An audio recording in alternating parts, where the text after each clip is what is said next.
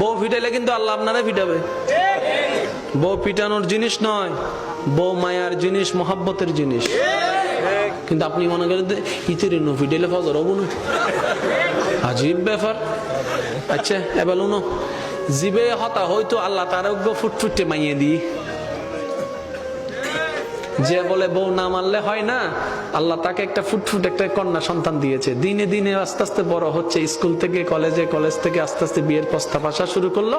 এবার সেই কলিজার টুকরা মেয়েকে বুকের মধ্যে পাথর চেপে বাবা এখন বিয়ে দিবে। এবার বিয়ের স্টেজ সব হয়ে গেল। বিদায় বেলায় এসে বাবা যখন ওই হাত তুলে দেয় না, মেয়ের হাত তুলে দেয় না অভিভাবক হিসেবে স্বামীর হাতে, যখন তুলে দিচ্ছে তখন বলছে, এই এটা কিন্তু আমার ফুল, খবরদার আমার ফুলের গায়ে যেন একটা টুকাও না লাগে, আমার ফুলের গায়ে যেন একটা টুকাও না লাগে। মেয়ের মা কথাটা শুনছে, শোনার পর আয়সা বলে যে, ও তোমার মেয়ে মেয়ে, আমার বাপের মেয়ে, আমি কিচ্ছু না। কথা বলে না কেন? আর একটু জোরে।